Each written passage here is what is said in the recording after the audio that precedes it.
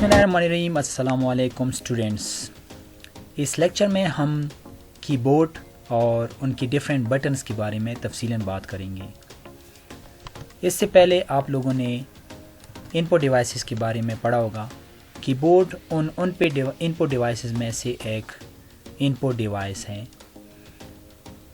अच्छा, हम कीबोर्ड किस लिए इस्तेमाल करते हैं? कीबोर्ड के डिफरेंट इस्तेमालात हैं। डिफरेंट चीज़ों के लिए हम डिफरेंट कमांड्स के लिए, इंस्ट्रक्शंस के लिए इस्तेमाल करते हैं। हम कंप्यूटर में जो भी डेटा इंसर्ट करते हैं या कमांड्स देते हैं या ऑपरेशन परफॉर्म करते हैं तो उनके लिए हम कीबोर्ड इस्तेमाल करते हैं। उनके डिफरेंट कीज़ इस्तेमाल करते हैं या कम्बिनेशन ऑफ कीज़ इस्तेमाल करते हैं। जो स्टैंडर्ड कीबोर्ड होता है उसमें 104 कीज़ होते हैं और हमारे पास मल्टीपल वैरायटीज़ ऑफ कीबोर्ड मौजूद है। मुख्तलिफ़ किस्म के कीबोर्ड मौजूद हैं। यहाँ पे आप पिक्चर्स में देख सकते हैं। स्टैंडर्ड कीबोर्ड होते हैं, ठीक है, अर्गोनॉमिक्स कीबोर्ड होता है और इसके बाद एक हमारे पास फ्लेक्सिबल कीबोर्ड और वायरलेस कीबोर्ड होते हैं। जो स्टैंडर्ड कीबोर्ड है, जैसे मैंने बात की, 104 कीज़ पे ये मुश्तमिल होते हैं। और जो हमारे पास फ्लेक्सिबल कीबोर्ड होते हैं वो हम फोल्डेबल भी कह सकते हैं, वो हम कहीं भी यूज़ कर सकते हैं, पोर्टेबल भी कह सकते हैं। और इसके अलावा हमारे पास अर्गोनॉमिक कीबोर्ड्स है। अच्छा, अर्गोनॉमिक कीबोर्ड्स वो होते हैं कि जो हमें फैटीग वगैरह नहीं देते, थकावट जिससे नहीं होते जिसके इस्तेमाल करने से। क्योंकि एक मसला होता है कि जब हम कीबोर्ड ज़्यादातर इस्तेमाल करते हैं तो हमारी जो कलाई होती है हाथों की या रेस्ट होते हैं, वहाँ पे एक डिज़ीज़ पैदा हो जाती है जिसको हम कार्पल टनल सिंड्रोम कहते हैं, CTS। ये वो डिज़ीज़ है जो कीबोर्ड को ज़्यादातर इस्तेमाल करने से होती है या टाइपिंग ज़्यादातर हम करते हैं। लेकिन जो अर्गोनॉमिक्स कीबोर्ड होते हैं उनके इस्तेमाल से ये वाला इशू नहीं होता इंसान को। अब हमारे पास डिफरेंट कीज़ है। हमारे पास फंक्शन कीज़ है F1 to F11। Different functionalities होते हैं इन कीज़ के। कुछ बटन्स हैं हेल्प के लिए इस्तेमाल होते हैं, कुछ विंडोज़ को क्लोज़ करने के लिए, कुछ रिफ़्रेश करने के लिए, कुछ बूटिंग प्रोसेस के लिए इस्तेमाल होते हैं। डिफरेंट हमारे पास कीज़ मौजूद होते हैं, फंक्शन कीज़ होते हैं जो कीबोर्ड में सबसे टॉप पे होते हैं। फिर हमारे पास कंट्रोल कीज़ होते हैं, कंट्रोल अल्ट विंडोज़ कीज़ या कमांड की मैकबुक पे, या एस्केप कीज़। ये हमारे पास कंट्रोल कीज़ होते हैं जो डिफरेंट एक ही बटन पे हम या किसी भी और बटन के साथ कम्बिनेशन बना के इस्तेमाल करते हैं। फिर हमारे पास अल्फ़ाबेट कीज़ होते हैं, A to Z, E to Z। ये एक अल्फ़ाबेट कीज़ है जिनके करेक्टर्स होते हैं अल्फ़ाबेटिकल करेक्टर्स। फिर इसके बाद न्यूमेरिक कीज़ होते हैं, नंपैड भी उसको कहते हैं। 0 to 9 नंबर्स होते हैं या फिर कुछ मैथमेटिकल ऑपरेशंस होते हैं, वहाँ पे नंपैड में ही मौजूद होते हैं। फिर इसके बाद हमारे पास नेविगेशन कीज़ होते हैं जिनमें एरो कीज़ आते हैं जो हम up down right and left keys press करते हैं डिफरेंट टास्क के लिए। इस तरह होम बटन होता है और एंड बटन होता है। होम बटन का मतलब है कि किसी भी पैराग्राफ में या फिर किसी भी लाइन में हम स्टार्ट में जब जाते हैं तो होम बटन प्रेस करते हैं। इस तरह एंड बटन होता है, किसी भी लाइन में पैराग्राफ में एंड तक जाते हैं तो इसके लिए एंड बटन प्रेस करना पड़ता है।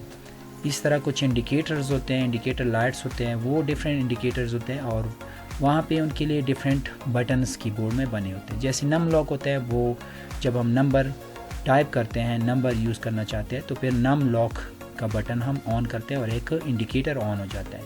इस तरह कैप्स लॉक की बटन होते हैं जो कैपिटल लेटर्स के लिए हम इस्तेमाल करते हैं। इस तरह स्क्रॉलिंग के लिए जब स्क्रॉलिंग करते हैं किसी भी विंडो में, उसके लिए अलग से एक लाइट इंडिकेटर ऑन होता है।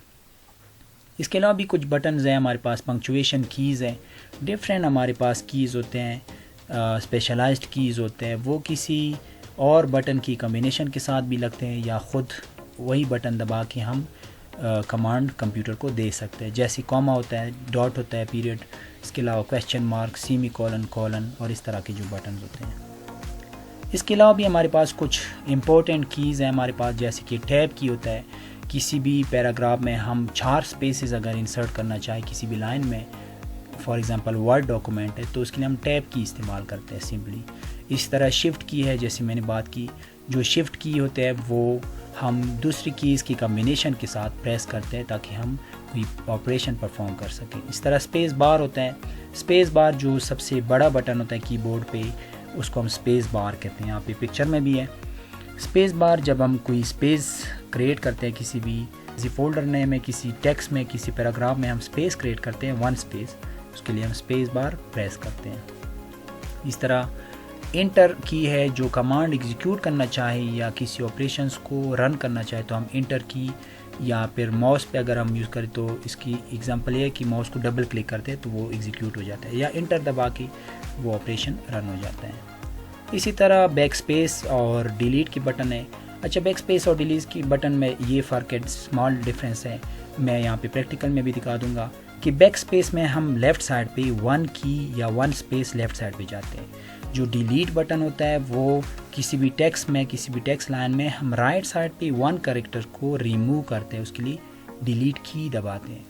इसी तरह पेज अप पेज डाउन जो हमारे पास कीज़ हैं वो भी डिफरेंट किस्म की, मतलब कि पेज को ऊपर जाना है पेज के, फिर नीचे जाना है, एंड तक जाना है, फिर उसके लिए page up page down keys इस्तेमाल करते हैं। और इस तरह FN कीज़ है, ये भी वो कीज़ है जो डिफरेंट, जैसे कि ब्राइटनेस को चेंज करना है, ओपेसिटी को चेंज करना है किसी स्क्रीन की, तो उसके लिए हम FN एक बटन बना होता है, कुछ कीबोर्ड में होता है कुछ में नहीं होता, वो इस्तेमाल करते हैं। अच्छा, तो यहाँ पे हम एक डेमो देते हैं। डेमो में हम एक डॉक्यूमेंट ओपन करते हैं, उस डॉक्यूमेंट में हम बताएंगे आपको कि डिफरेंट हमारे पास जो कीज़ है कीबोर्ड की वो हम कैसे यूज़ करते हैं। हम एक वर्ड डॉक्यूमेंट ओपन करते हैं, उसमें सपोज़ हम 3 पैराग्राफ्स लिखते हैं। टेक्स्ट को थोड़ा सा बड़ा कर लेते हैं, ठीक है। अब ये जो हमारे पास पैराग्राफ्स है, सपोज़ ये मेरे पास एक पैराग्राफ है, इसको मैं थोड़ा और टेक्स्ट बढ़ा देता हूँ ताकि आपको जो कर्सर है वो कर्सर आपको सही तरह से नज़र आए। ये जो कर्सर है, अगर मैं स्पेस बार दबाता हूँ तो ये एक कैरेक्टर वो स्पेस क्रिएट करता है। अगर मैं बैक स्पेस दबाता हूँ, बैक स्पेस बटन, तो एक कैरेक्टर पीछे जाता है। अच्छा, अभी मैंने दोबारा एक स्पेस बार दबाया। अगर मैं अभी डिलीट का बटन दबाता हूँ तो ये राइट साइड पे, कर्सर के राइट साइड पे ये कर्सर है, यहाँ कर्सर के राइट साइड पे एक कैरेक्टर जो यहाँ पे M है, इसको ये डिलीट करेगा। तो ये देखिए MAKE, इस तरह ये जो स्पेस है ये भी इसने डिलीट कर दिया। इसी तरह मैं अगर मेरे पास एक वर्ड है डॉक्यूमेंट, इसका मैं साइज़ थोड़ा सा बढ़ा देता हूँ ताकि कर्सर आपको सही तरह से नज़र आ जाए। अगर मैं टैब दबा देता हूँ तो आप देखेंगे टैब के साथ प्रेस करने से ये 4 स्पेसेस का एक स्पेस बना देता है, ये टैब दबा के। ये देखिए टैब दबाता हूँ, टैब दबाता हूँ, इसी टैब दबाने के बाद अगर दोबारा मैं बैक स्पेस दबाता हूँ तो ये 4 स्पेसेस वापस प्रीवियस लोकेशन पे ये कर्सर आ जाता है।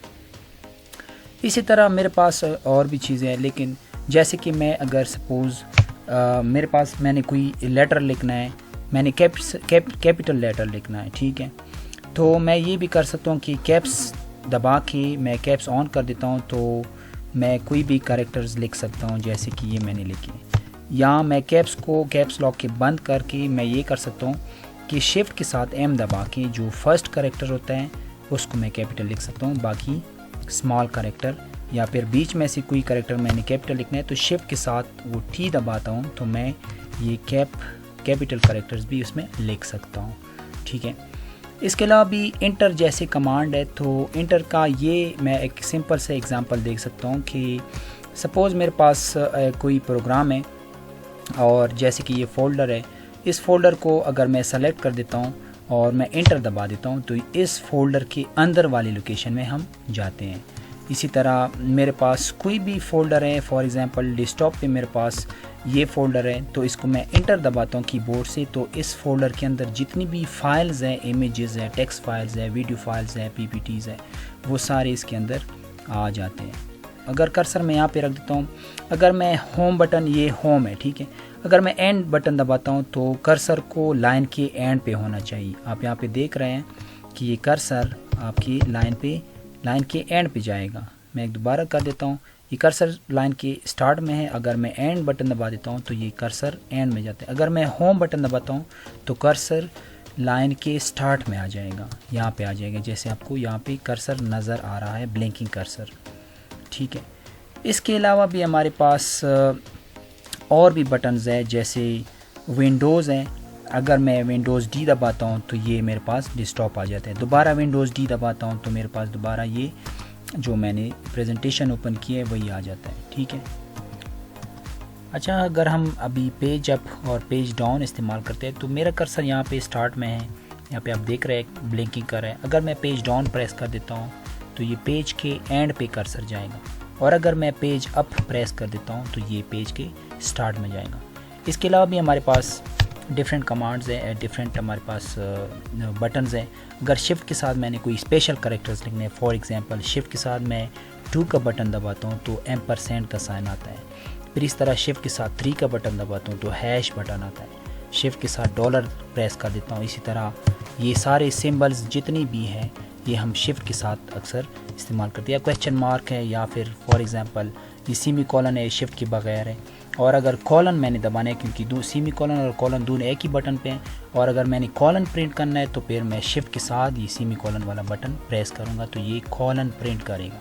ठीक है, इसी तरह less than sign, greater than sign, ये सारी चीज़ें आपको ये शिफ्ट के साथ, या ये और का जो साइन है ये वाला पाइप साइन है, तो ये सारे हमारे पास शिफ्ट के साथ हम इस्तेमाल कर सकते हैं।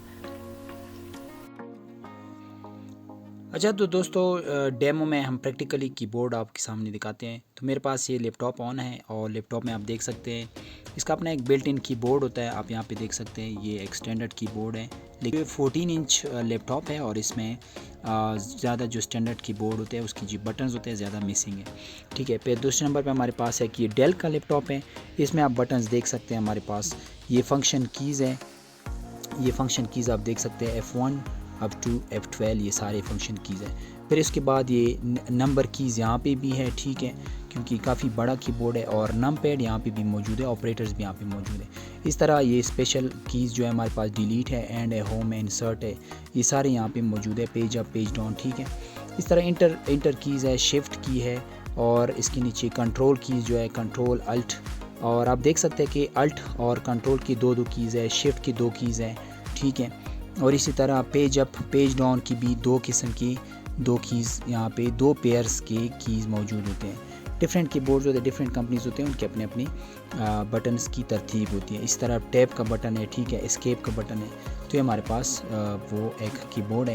यहाँ पे आप देख सकते हैं कि जैसे ही ये मैं नम पैड को प्रेस कर देता हूँ तो यहाँ पे इंडिकेटर ऑन हो जाता है। ठीक है, इसी तरह मैं अगर इनकेस यहाँ पे मैं कैप्स लॉक ऑन कर देता हूँ तो यहाँ पे आप इंडिकेटर देख सकते हैं, कैप्स लॉक पे ये इंडिकेटर ब्लिंक करता है। ठीक है, इस तरह मेरे पास एक और कीबोर्ड है जो लेनोवो का एक कीबोर्ड है, वहाँ पे भी ये तरतीब है, कम से कम मतलब ऑलमोस्ट तकरीबन जो पैटर्न है बटन्स का वो सेम ही है।